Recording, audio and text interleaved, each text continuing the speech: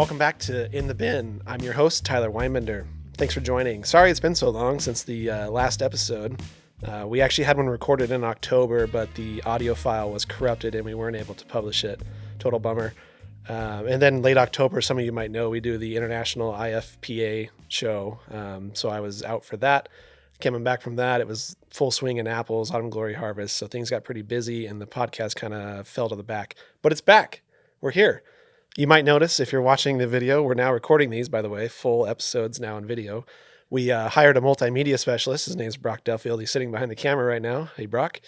As you can tell, he's taken the set to a whole nother level. This thing's like a real deal now, so I'm under pressure. But thanks for joining. Today's guests, actually I have two guests today, Ellie Norris and Gage Thompson from Norris Farms. They are the next generation of leaders down at Norris Farms, which is a family-owned blueberry operation in Roseburg, Oregon. They've got about 1,000 acres of fresh, amazing, high-quality blueberries and kiwi berries. Very excited to have them on the show today. We're going to talk about their struggles, their ideas, where they want to take the business over the next few years. So thanks for joining, and hope you enjoyed the episode. Okay. Mm-hmm. Hi. Hi. Hey, friends. What's up? We have Ellie Norris and Gage Thompson of Norris Farms. Thanks for coming in. Thanks for having us. What do you think of the set? Because this is a huge difference from our first 5 or 6 episodes. It is lovely. First impressions when you came through the door? It being in a storage closet is interesting, but the set's lovely. Well, the back half is a storage closet. Yeah. This is a studio. I love the collection of peanut butter you have back there. Yeah. Yeah. And the mayonnaise. And mayonnaise. Don't forget the mayonnaise. Yeah, we have a lot of different recipe stuff. And alcohol. Yeah. That's water, isn't it? Yes. Got it. This is apple juice. I like that one. Okay. So you guys both of you have unique entrances into the blueberry world. Gage's is a little cooler, so I'm going to start there. No offense, Ellie. It's fine. Obviously, growing up as you were a teenager, 12, 13, 14, how old were you when you... I was... and what were your first roles? So I was 13. I was hired only for my sister, who's 2 years older than me. Okay. And I didn't have anything to do that summer, so my parents were like, will you take Gage with you? And asked the Norrises, like, can we send our 13-year-old son to work there as well? This was before labor laws, right? So Right. I actually started off picking. I think that lasted 2 days. I remember taking my hat off, and Sandy saw my red hair and how sunburned I was and said, oh, no, you can't work out here. Sandy was running the... Sandy was Sandy's Ellie's Mama mom. Norris. Your mom. Yeah. Okay. She ran the harvest operation for 20, 25 years. Long something like time. that. Yeah. Worked in the packing barn under Ellie's sister, Carrie, who hated me Yes. for good reason. Really? I was 13, ADD, and they wanted me to sit at a grading table and just pick bad blueberries off the table. Yeah. And I would sit still for about 5 minutes and then like, oh, that machine over there looks cool. I'm gonna go check that out. I don't know if this is actually true or if it's just a good story, but your dad and Carrie both like to say how they would come into the barn to fire me, but I would never be where they left me. and then something would come up and I would live another day. Yeah. Didn't you have multiple hiding spots too? Well, this was, also, I mean, we would, the boxes that we would pack our blueberries in, we would hand fold them every morning. That's just how we started the day. Yeah. And I would build little forts with like cubbies in them. So you looking on the outside, just like a pile of boxes, but you could get in there and you just hang out for a little bit. Avoid some scrutiny that way. But no. So he was a really hard worker. That's what I'm gathering. Yeah, it sounds like... I don't know when it changed. Great employee. Let's put him in charge. I kept coming back every summer. I don't know. I just kept liking it more and more. Kept getting more and more responsibility, which kind of helped with the ADD stuff. So I was able to go do multiple jobs and bounce around a little more. I was having a lot more fun. You were going to school in Roseburg, I assume. Yeah, this was, still high school at this point. Got to the point where I was helping run the packing barn once Carrie went to med school and was, I guess, finishing med school. Yeah. You were either in Seattle or Puerto Rico at that point. Yeah. I don't know. Those are two very different places. Yeah, that'll be her story. I moved around a lot. But it got to the point where I loved working at the farm so much, I actually started in my schooling, like in undergrad, was studying things with an eye towards like, I wonder how this could help the farm. So I went into accounting and tax accounting specifically. We did a lot of international export, I mean, we still do. A lot of our blueberries end up overseas. There are a lot of tax incentives for sending your product overseas from the U.S. And so got really involved with that. After undergrad, went to law school, still focusing on international trade, international tax. During that time, we ended up shipping the first fresh blueberries to South Korea. I think ever. Yeah. We were number one. Right. Which was surprising. We got to go to Korea and actually see. Oh, you went over there. Mm-hmm. Oh, cool. Paul took me. This was my second year in law school, and Wow. since I was studying international trade, it was cool. super neat. Yeah, he didn't bring his own children, but he brought Gage. Yeah. Well, I am. You are the son he Right, never had. right. Yeah. So yeah, finished law school, went and got a job with a firm based out of Seattle, Moss Adams. I was in their Portland office doing international tax consulting. Actually brought the farm on as a client. Oh, really? Yeah. I came in with day one of like, hey, I have a blueberry farm that I had created a kind of an export tax shelter for them for all the stuff that they export. Just an easy way to save money with the IRS. And so wanted to bring them on and manage that tax shelter's probably not the exact right word, but for layman terms, it was a tax shelter. Tomato. And so I've been working with the Norses in some way, shape, or form since And you came I was 13. Jeez. back. You came on full time as our CFO, 4 years ago? Yeah, it was December 2019. Yeah. Right before COVID. I had just gotten burnt out. I mean, it was a big firm. You grinded out 7 days a week and it was turning into 7 days a week year round. Yeah. So I figured if I'm going to work that much, I want to go work somewhere where I actually love what I do. My wife worked at the Yakima Moss Adams for like 5 years, and she kind of followed the same path. Now she's in private accounting for an Apple Packer, and she loves it. So Yeah, get to use a lot of the same skills, but very different lifestyle. you don't have to track your hours. Right. Billable hours laying over your head.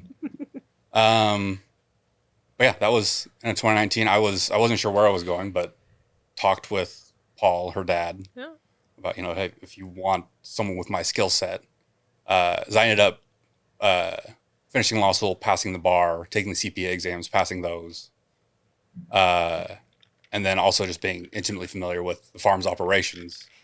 I don't know. I felt like it could have been a good And fit. he can tolerate You the passed Norrises. the bar and the CPA exams? Yeah, Wow. he doesn't look like it. That's like- but he's actually pretty smart. Yeah. Not a lot of people have both of those. No, it was. I did the Band-Aid effect. I just did all in 1 year. Wow. So I didn't have a lot of fun that year. Yeah, but that sounds got terrible. it out of the way. Yeah. So you still maintain those? Because don't you have to do like Yeah, annual the continuing stuff? ed's pretty annoying, but there's some overlap. Like I can go do a tax conference or an online course and apply it to my CPA and my law license. But yeah, too long a story to get into. Paul was kind of weird about me coming back and was very coy of kind of stonewalling me. And well, I'll make it quick. Came home for my mom's birthday in summer of 2019. Visited your dad. Have I told you this story? That was the first time. Told him I was thinking about leaving my firm. At that point, I was talking to some tax policy research firms on the East Coast and was probably going to end up going over there. But threw it to your dad of, if you ever wanted someone with my skill set, this would kind of be the time. Because if I moved to the East Coast, I'm probably not going Yeah, back. that's a commitment. Yeah. And he was just like, oh, interesting, cool. Yeah. No. Sounds like All right. Paul. It really does. Shot my shot. It's fine. Yeah. I hear from a gal in Roseburg, a CPA in Roseburg, who calls me. She's like a family friend. It's like, I hear you're moving back to be the CFO of Norris Farms. It's like, I don't know what you're talking about, Liz. Liz shares a lot of referrals with your sister. Yeah. So I'm figuring, okay, so the Norrises are talking about hiring me. I call your dad to try and suss it out. And again, he's like, no, we're not really considering it. And then I think it was right before my third round of interviews with this firm in Boston, your dad called me up and was like, Are you serious? we do want to offer you a job. And then, After your Right. third I had interview? no- so then I idea took about it this. and Holy crap. moved home. That's 2 months about later. normal for pops. Yeah. Yeah. Damn.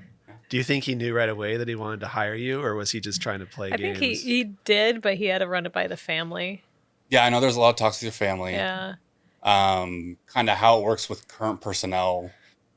There was, I think, some growing discontent with the office manager at the time. Yeah. But she held the keys to a lot of things. I think I also kind of was a nice solution to being able to take over a lot of the financial stuff without being trained on it or having to come in and being handheld through anything. You've been a perfect fit. It's been a lot of fun. It's been great. I honestly can't. I mean, Gage and I are the next generation for the farm, and I couldn't ask for a better partner in crime. Yeah, you guys are a good yeah, duo, we for sure. mesh well. I mean, we've known each other long time. Yeah. Well, the first time, well, we met several times, but the first time we like really interacted when I wasn't just like a face in the packing barn. Yeah. I was trying to get the pH right for the bleach we were injecting into our lug washer. Yeah. And you came out and were trying to help me, and you tipped over the whole jug on me and got bleach all over me and then just walked away. I honestly don't remember that. It happens so often. Yeah. That huh. Well, hey, I would like to officially apologize. I think you actually have. Okay. So, what's your story? Mine's not that fun. So you skipped all of the family business until later in life? I would come back off and on. So I studied chem and bio in college and marine biology, and went off and did marine biology for a hot second, and then got into the... So you're PADI certified? Oh, yeah. Okay. Oh, yeah. A rescue diver. So careful. Oh, good to know, in case I ever need one. In case you ever need one. Yeah, I can choke you out. And then I got into outdoor retail management, like REI and Arc'teryx, and did open stores for them and whatnot. So when I was in a lull between jobs or like in school, I would come home for summer, but not all the time. I wasn't consistently coming back to the farm. And then about 9 years ago, 9 years ago. You moved home right when I started at Moss Adams. That would be about 10 years. Yeah. Something clicked in my head one day. I was living in Puerto Rico, and I realized it took me 24 hours to get from door to door to get home to family. And I realized I was just too far. And I loaded up a pod with my stuff, and I moved home, and I pretty much showed up at my parents' doorstep and said, well, I work here now. and that's, I want the job. And that's it. And that's what because no one was stepping up to take over the farm for the next generation. And yeah, because your dad's like 55, right? add 22 years onto that. God, yeah. He looks good. Blueberries. Yeah.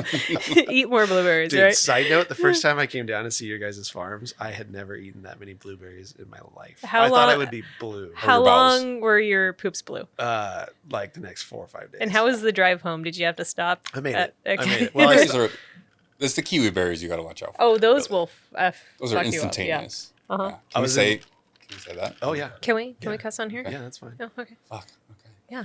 Fucking shit. He man. might bleep it out, but if it's too Oh. vulgar. But. There's not like a big button over there that you're like beep, beep. But no, it was like in heaven, just like walking through the fields and just like, oh, there's a nice one.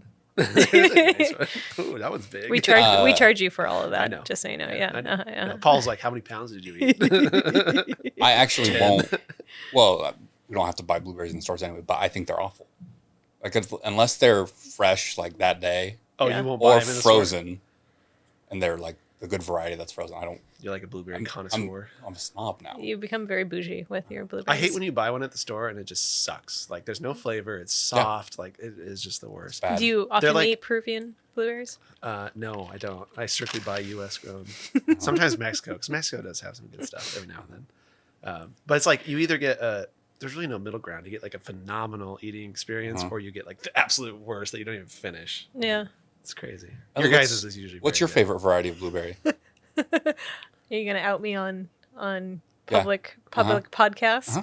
I think this is a good time to talk about it. I don't actually like blueberries. But you're a fruit farmer, so surely there's some fruits you like, right? Like, I'm not really a fan of most fruits. what do you eat? Like crackers and Vegetables? Lots of veggies? Meats and cheeses. Well, like, what would you? You like cheese sticks? So growing up, if Hot dogs? your parents served you fruit, what would you? I would hide it in the napkin and throw it away. Oh. I've never liked fruit, and I despise bananas. What's your favorite variety in terms of packing efficiency? Oh, lovely. That's a Let's that change is the a narrative great here. question. Well, Duke is just solid and consistent. You always know what you're going to get. And then you have Calypso is great this year. It's new to us, but it is. Legacy is a good packer. Maybe we should back up. And Yeah. A lot of listeners might not even know the different varieties. So you want to like run through the main ones Oh, and like maybe touch on the differences briefly. well, they're all blueberries. Okay, so they're blue. So they're round. Aren't there some white ones? Well, yeah, there's the true. At the top level, there's what is it? The species. We have. I don't know. Species might not be the right word. I'm not the science man. Oh, okay. So but there's northern high bush, southern high bush, rabbit eye, and that's wild. largely based on the region that it's grown in. Yeah, the chill days, the Right. chill hours that it needs from bloom to fruiting. Okay. So in California, Southern California, Mexico, South America, you get a lot of southern high bush. So they are very quick from bloom to fruit. How quick? Like we're talking 30 days or something? I don't know, actually, off the top of my head. But We have honestly like a handful of southern high bush, which is a delicious tasting berry. Yeah. But just doesn't grow well in the Northwest. We have northern high bush is our main one. And so that's like Duke and Legacy and Liberty. And those are all, I mean, Duke is our heavy hitter. Mm-hmm. Dad's known as Dr. Duke because we have so much of it planted. And they're large, firm. Yeah, they're beautiful. They're great. They are like the workhorse of blueberries. If they grow in your area, they're What awesome. percent roughly of your total volume is Dukes? Ooh. 60. 60? Numbers guy? Wow. Yeah, Dang. a lot. We're putting more in too.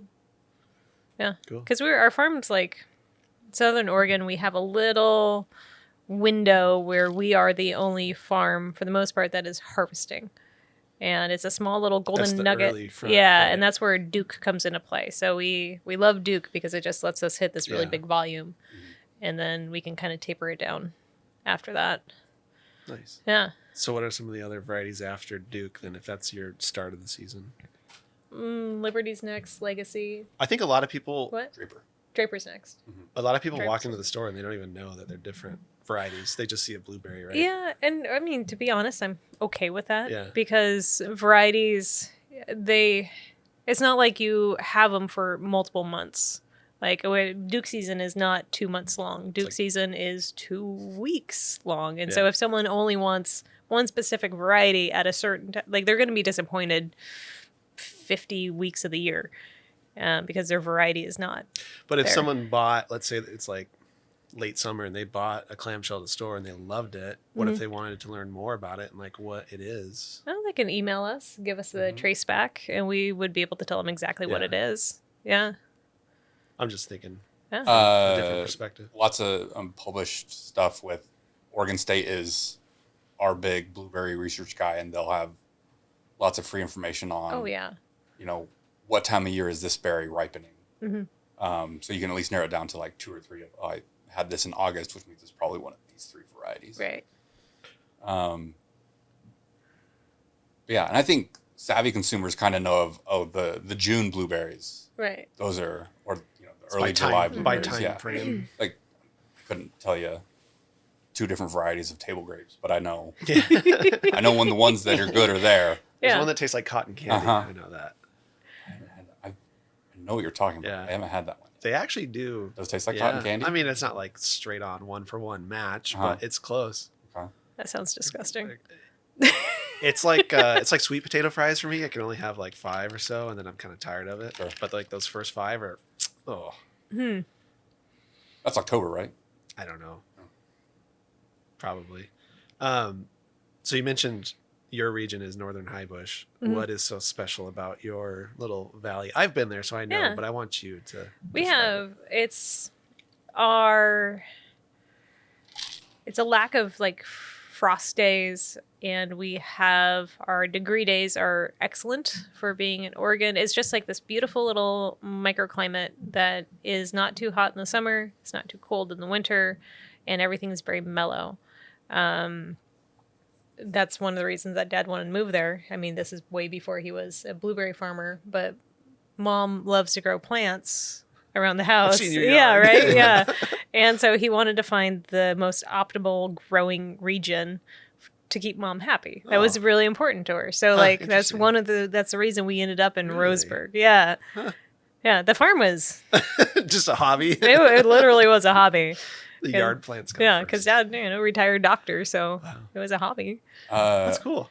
So the valley, this is Dyson at Hillcrest. Yeah. Similar to Paul, he was a winemaker down in Napa.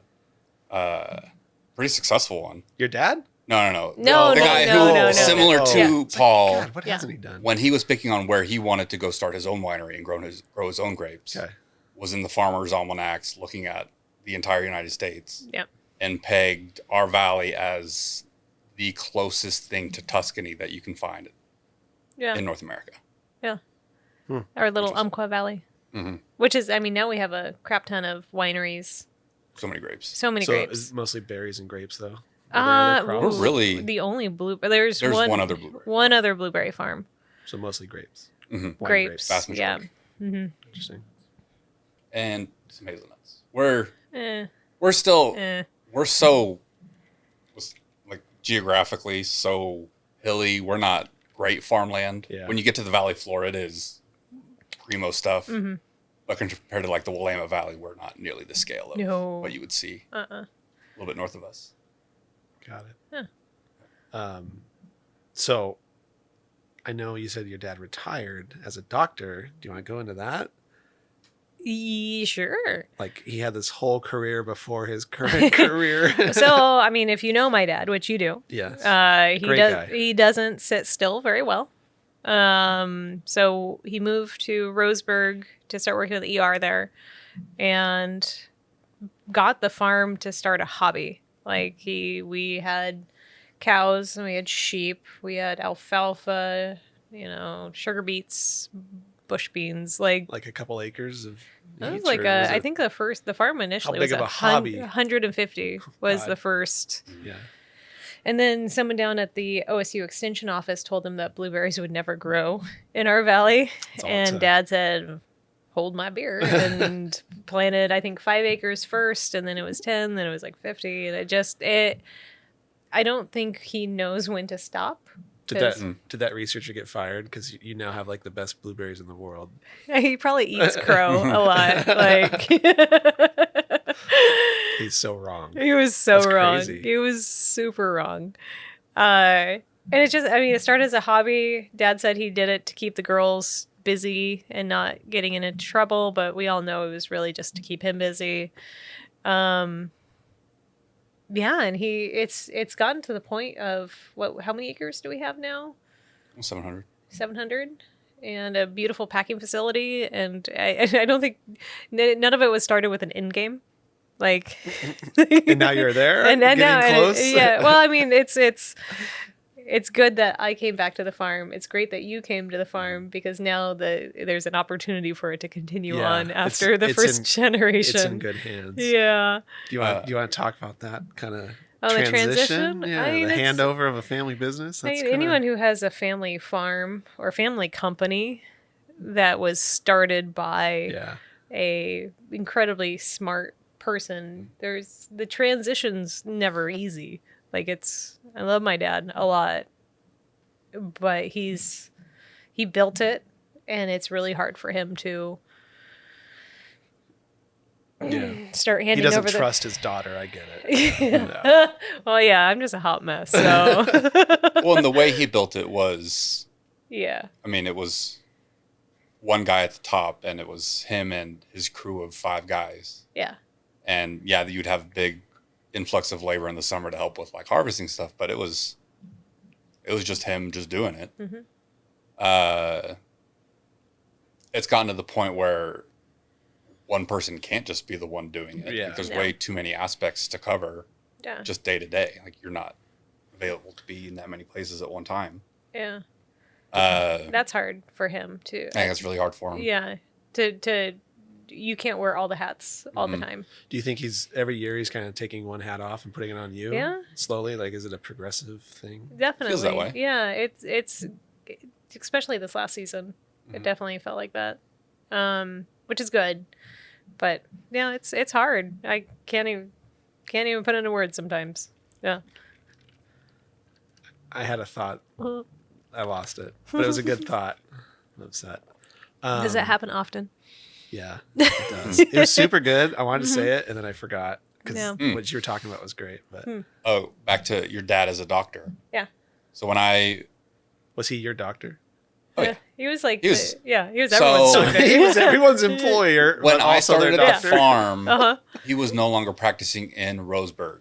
He was going about 45 minutes up north, primarily because he'd become so entrenched in the community, like healthcare, and was sought out specifically so much. It turned into a hassle, basically. Yeah. But as a kid, I get ear infections all the time, and my parents would take me to the urgent care where he was working. Yeah. And if he wasn't there, we'd be like, okay, we'll come back Really? Yeah.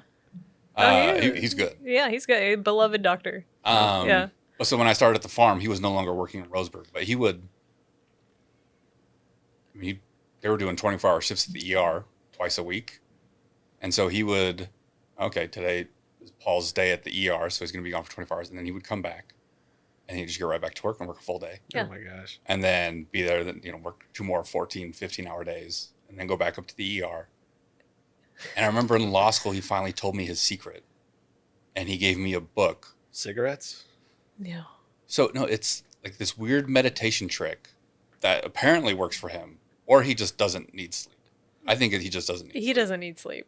Because he would walk himself through this like meditative process and then literally fall asleep in the waiting room in the ER. With, like just alarms going off and people running everywhere. He's going to do surgery? And it's like 10 minutes at a time. ER doc. And so he's Yeah. running for full weeks on like 10 minutes here, 10 minutes there. That's exactly how I want And my I doctors. tried it in law Right. school. It was bullshit. Yeah, that doesn't work for everyone. Yeah. After Yeah. 5 days, I was falling asleep in my classes. Yeah. Yeah. No. Not everyone can do that. But yeah, he can sleep anywhere. You can sleep anywhere and you Anywhere. can go a long time without sleep. Yes. He's crazy. He's That's cool. my dad. He's a cool dude. He's built a sweet legacy, and it's cool to see the transition from our point of view. It's- Well, you guys had to. That's one of the reasons that we loved you guys so much when we were looking for a new marketer was you guys being a family business. I Like think- you understand, Robert went through that like Yeah. 15 years ago. right? It He takes a knows. unique personality to know how to deal with a family business. Yeah. It's pretty cool. And you put up with our crazy really well. It's not that crazy. You during Duke season can be pretty wild.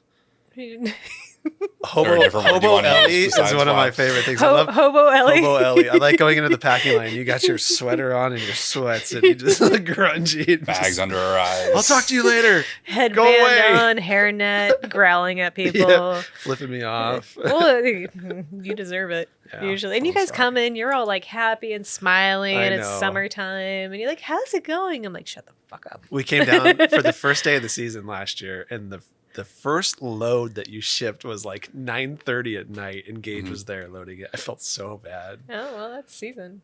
First We load. did sneak away to get lunch at a bar, though. We did. That was a great bar. That I was didn't the tell Ellie. Oakland It was like Oakland you- Tavern. The Oakland Tavern. Right? You Yeah. took them to the OT. Oh, yeah. Derek and I came into the office for like, hey, you want to get away from lunch? And he looks around. He's like, I had no idea. he's yeah. like, yeah, I can go. I was there and back. A couple beers and a grinder. It was. He did about 120 You on the way there. Didn't bring me a grinder. I didn't want you to know. I think I had the grinder. Wow. Yeah, we all had the Yeah, grinder. everyone got the grinder. It's it was good. It's famous. I Well, thought- it's not I famous. thought but it's- we're- I want to go to the Narrows next time we're there. Oh yeah, we'll We're go Narrows is hiking. good. We're gonna do a hike and then the Narrows. Yeah. You have to get the hamburger after a hike Mhm. because it is the best It's hamburger. my favorite food. Yeah. so- Jump I into the know. Narrows as well. Oh yeah. Nice little 40-foot rock jump. Really? Huh? Oh yeah. 40 feet? You can swim, right? Yes, I'm Yeah. a great swimmer. Okay. It's the Narrows because it's a very deep section of river between two 40-foot cliffs. Wow. Yeah. That sounds fun. So- Narrow. Slightly scary. My biggest jump's like 25 feet, so 40's pushing it. That's a big one. I will not be joining you with that, but Have you I done it? will Oh, yeah. watch you. Oh, yeah. Yeah. I hate it, Really? but You peer have- pressure. you have and to stuff do it like at that, least yeah. once Being a in your teenage life, boy, yeah. Yeah, like, you can't. Yeah. Don't think, just do. Yeah. Yeah. It's It'll get you far. You got to send That's also how you run a blueberry farm. The Umpqua River, Mm-hmm. super beautiful. I tried fishing it one time when I came down to see you. I Yeah. didn't catch anything, but I know there's a ton of fish in there. There is. Did you fish? I know your dad's an avid fisherman, but did you guys go like with him when you were kids, or? Oh yeah, we would as a kid we would go down below the farm a bit, next to Tai. Mm-hmm. You know, we'd go float it and fish it as kids. We'd catch crawdads, and then break them up and put them on and go fishing with them. It was great. Did a lot. We go fishing in Alaska every year. Yeah. Nice. Okay, so let's go Yeah. back to farming. Okay. Most of the listeners here are apple and pear and cherry Oh. people. Yeah. Blueberries are probably similar in some ways, but also completely different in others.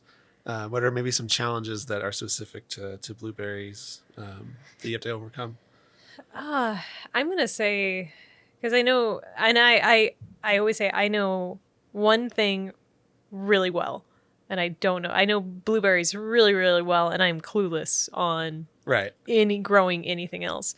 And so blueberries, we just can't store them like you can with apples and pears. And so as soon as it's picked, it's packed and it's shipped usually within a day and a half. That's so crazy. Like it doesn't linger.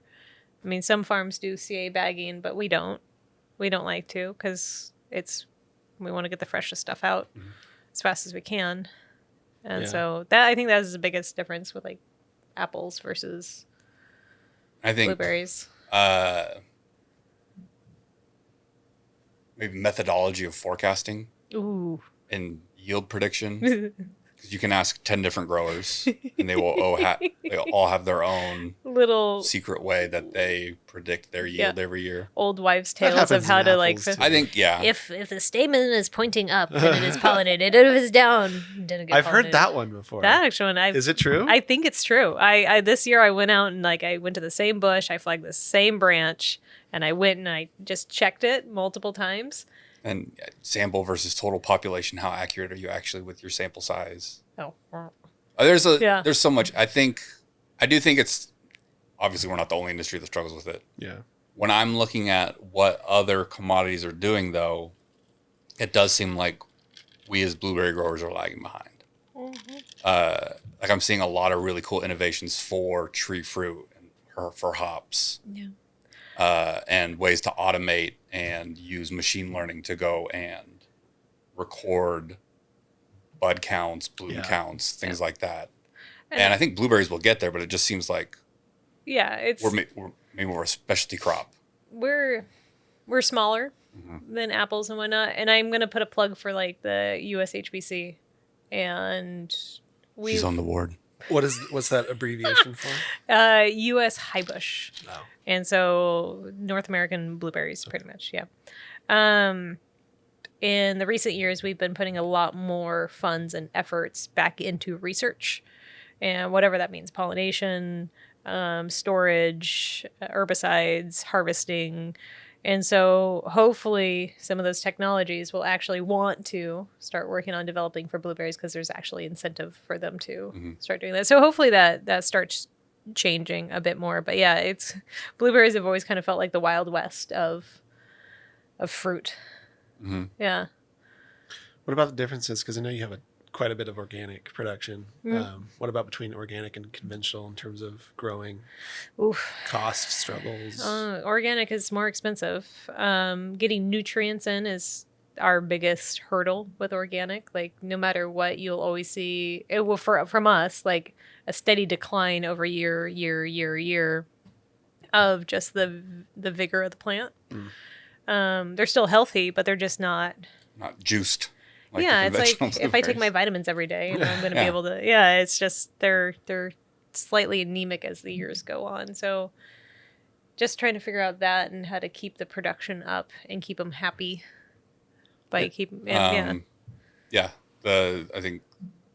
the fertilizer costs is the big one, and then Oh, Everyone, Just the weed control. Weed This is control. not blueberry specific. Yeah, It's fertilizers. Oh. There is no great organic herbicide out there. Otherwise, everyone would be using it. yeah. And the really only tried and true way to keep your organic fields free of weeds is to go out and pull them out. Jeez. Yeah.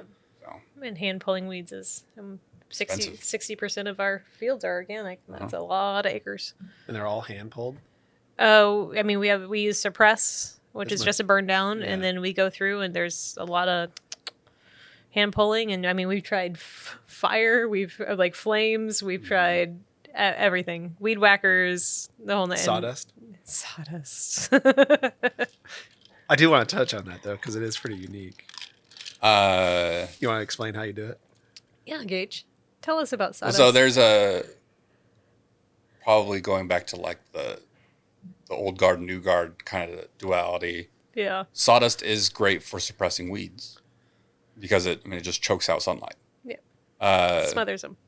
And so we live in a very, the lifeblood of our valley for decades was timber. We have a lot of mills. Yeah. So we have easy access to lots of sawdust. And Paul loves to put sawdust on everything. Everything. But here's the problem. One of our main ways that we fertilize our organic fields is with a pellet. And you sprinkle it on top of the mound and it gets rained in and absorbed into the roots. Well, if you have, this much sawdust on top of it, it is now absorbed into the sawdust. Nitrogen binds with the sawdust, right? Yeah. So, and we've been doing studies and proving that that is actually the case, but changing the mindset is hard. Particularly when the sawdust is free. Right. So you're going to move away from sawdust, you think, in the next 5-10 years? I don't. Someday. Yeah. There's, transitions are hard. Yeah. And you, at times, need to pick your battles and really fight for something that you... Because the flip side, if you don't Yeah. put sawdust, then you're spending a lot of money. Right. Either it's you're double-edged hitting it sword, with really. your, organic suppressant every week, Which is more expensive. Oh, yeah. or you're pulling it by hand. Yeah. So you're trying to balance production versus cost of maintenance. There's Yeah. another way to apply the nitrogen, like through water or something. What was that? Sorry, I have a drinking problem. Right, and then you get into like logistical things of we need to be putting our first shots of nitrogen on in like March. Oh, Yeah. wow. We can't put our pumps in the river until April. late April or May. Yeah. And so, then so that's where the pellets Yeah. came Real- in handy. Right. The cost of the dry nitrogen, conventional versus organic, is actually pretty small. Yeah. It's the liquid fertilizers where Oh, it's It's- so heavy that it just clogs up drip lines. Ah. And it's blood so meal. yeah, it's a huge pain, and Wow. it smells awful, like death. Yeah. That's interesting. I'm thinking the irrigation pumps, you have to wait until April. Yeah. That's wild. Uh-huh. I mean, it makes sense, I guess. Rivers- They kind of got to regulate it somewhere. Yeah. right? It's regulated, and then we also the rivers The river would take your pump away. Yeah. Yeah. Wow. too high. Oh, yeah, true. How are your water rights? It's a huge issue. Sorry. pretty just solid. seeing- What's wrong? I was seeing if you were like, Oh, hearing me jingle Oh, my is it? glass. Yeah. You're gonna edit all that Probably. out, right? Like can't. that's why we each have our own mic. So when I'm doing this, Oh, while okay. you gotta guys are turn it talking, It's all layered in Yeah. post production. So high tech, guys. Look at this. Like, this is impressive. Good old dogs. Thanks. It's come a long ways. Mm-hmm. It's been like 6 months since I did an episode. Really? Yeah, it's been a while. It kind of fell off the back burner. I have another job, believe it or not. So You do? That comes first. Yeah. You're like the model for Domex? Sort of. Interesting. In some ways, yeah. Yeah, so I had to focus on that. New crop really put a pause on this. But now it's kind of winding down. So, and you guys were in town, so it worked out well. Oh, so we're just the easy button No, it for was- you. I was thinking when I thanks. called you, Yeah, 100%. Called you Tuesday. I was like, shit, she should be on. Yeah. So thank you for coming. Well, thank you. We're not done though. Oh, shit. I want to talk about the Falcon situation. oh yeah, Oh, the That is Falconeer. that is the most badass story. I love it. How Brock's long- side note, Brock's gonna come down this summer and we're gonna do a video on Oh, you should. oh let's go. Yeah, it was cool. So how long did the Falconeer live on our property? He was probably almost 2 months. Oh, 2 months? And Yeah. like has this dude lived in a trailer on the farm. on a trailer with his girlfriend. Yeah. And they're both Falconeers. and they had 12 birds with them, and would fly falcons around the farm and chase off and disrupt the nesting pattern of their Eurasian dove. Well, and again, I could be full of shit. You are full of shit. We have people with state fish and game coming and shooting these birds. Yeah. All of us say they're Eurasian doves. It's an invasive species. Yeah, those are terrible up here. The fact of the matter is the falconer does everything by the book. So we have these band-tailed pigeons that started showing up. I mean, they've always been around. Yeah. But we'll just call them birds. I think in 2021, we had an entire 5-acre block just disappear. Wiped out by them. Like So there we were were like, hundreds of them. when did we come and pick this? Yeah. There's no fruit left on it. None. Gone. Right. And you'd walk along the tree line and you would just see this wave of birds move across Yeah. the field, and you're like, oh. There's a flock of maybe There go my 100. blueberries. Were they blue? The birds? Yeah. No. Did they poop a lot? They were huge, though. Yeah. Yeah. Next year, the flock was up to 300, tripled in size. Mm-hmm. And as early as late April, they were everywhere. Yeah, everywhere. Just flying anything that turned blue, they would just go and eat That's it right wild. away. Yeah. And so that year, we'd hired a new office manager from the school district. She used to be a teacher. And literally on her first day of work, we sat her on a 5-gallon bucket turned upside down with a shotgun. And said, we're going to start chasing birds this way. If they fly over your head, start shooting. Are you hiring? And she still, I mean, she didn't run away, which was great. No. The things that we have put poor Becky through has been. She a good shot? I wouldn't mess with her. She probably isn't a bad shot. We were terrible at directing the birds towards her because they would just go. So she never got the chance to discharge her firearm, as they say. But she was willing. She was ready. Yeah. And that we got some drones from Costco, and every chance we had, 10 minutes, we just go fly and buzz the birds. But we still lost a lot of fruit, Yeah. and it was super labor intensive. And so this last year, we talked to a falconer out of Portland, the Portland area, and tried him out for a few days. It was great. He's got 12 different types of raptors. I mean, to hear him describe how he approaches his work, it's like warfare. Yeah. Because he's got Yeah. these Master raptors tactician. who are, I mean, they're chasers. Yeah. They like They the game they of flush them out. yeah. Uh-huh. But then he's got these other raptors. These are nest raiders. He lets them know that wherever they're nesting is not safe. He goes in and just starts destroying eggs and nests. And, Yeah. if there's a bird that doesn't get out quick enough, he'll kill that one too. Wow. It's amazing. Between falcons and hawks, and for 10 to 12 hours a day, he's just out there with his birds who are, super highly trained. They're like his pets, Wasn't he making a Terminator bird in your office? Oh yeah, he lab grows his own birds. He does Test tube birds? crossbreeds them. It's And phenomenal. the growth was also insane because we saw one it of from when them it hatched. hatched to just being this naked, ugly little thing. And 2 weeks later, it's feathers, and it's I kill you. That one was a mix. It was a peregrine falcon and another. It was a Middle Eastern. Was That's it? so crazy. I think Yeah. they named that one Omelet or Quiche. Omelet and quiche. And this guy makes a good living doing this because he travels to other farms and Yeah, stuff. he's too. got. That's so cool. It's really, you need to come down and get photos of it because it was incredible to watch. I picked the wrong major. That sounds so much fun. we We will do a video series on it though. I think it's so cool. Oh, yeah. It's it's basically the same concept as integrated pest management. You're just using birds instead of insects. Yeah. Good- It worked great. Good birds to chase off the bad birds. Yeah, it worked great. It disrupted their pattern enough, and if we do it over the next couple of years, here's hoping that they learn not to come here anymore. Yeah. It worked great, and this should be his least effective year Yeah. because He put himself out of the business. point of Falcon. I mean, kinda. He says the way we actually win this is, it's not this generation.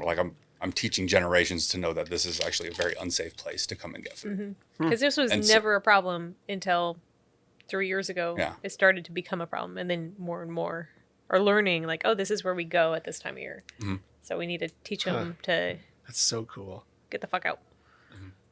Hopefully they listen. Oh, we'll see. It was fun to go down and shoot them in the evenings, though. The pigeons, not the raptors. Not the hawks. The raptors don't eat the blueberries, right? No. They're strictly carnivores. No. God, so badass. One of the last things I want to touch on before you go, I know you got to get home. Yeah. You export a lot of fruit. Mm-hmm. I've never been to like an export country to see like the consumption there and how the consumers interact with the product. Do you want to like touch on that? Oh, yeah. Like different countries, how they like perceive U.S. blueberries. Oh, yeah, definitely. Which, I mean, that's a passion of mine. I get to go travel mostly Asian countries with the ODA and the U.S. High Bush Council. And so I just got back last week from Taiwan and Singapore with the ODA. It's amazing that, I mean, they see U.S. and they see quality. Like that, those two things are married together. They absolutely love a giant blueberry, which, I mean, we're not the biggest ones out there compared to what is coming out of Peru, but they're starting to learn. They're average, right? They're not. No, ours are super small. No, ours are great. And Ladies? Talking about them with ladies, Size matters. it's not small, right? I mean, No, that's it's they're like- average. It's average. it's like how many millimeters ladies, is that? Yeah. ladies. What's a big blueberry? 20? Sorry. We got to show you that video after this. That was funny. Maybe not. Yeah, it's not wildly inappropriate, I promise. So like anything over 18 mil, we can qualify as jumbo for us, and so that's like big size. Peru can kick out some monsters, but they're getting better with their genetics and their breeding. But They can grow types of blueberries that don't grow in our climate. And that's the southern high bush versus northern high bush They conundrum. do it's called evergreen, isn't it? It's a type of southern high bush, I believe. Okay. Ooh. But the flavor is not as potent as you would get with like a northern high bush. Like you eat a northern high bush, you usually go, oh, that is a blueberry. And for what I hear for southern high bushes is sometimes you eat them and you're like, oh, that the flavor isn't quite there. Like they're big, they're crunchy, but I'm not getting that blueberry flavor. Do you think flavor is more important than that crunch and size? That was my question to a lot of importers. Yeah. And flavor is, they're saying we want crunchy, we want flavorful. Size is actually the third. So it's flavor, texture, size. Yeah. And so, which is great for us to hear because Yeah. we knock it out of the park with, flavor and texture. We can't grow a, 26 millimeter blueberry consistently.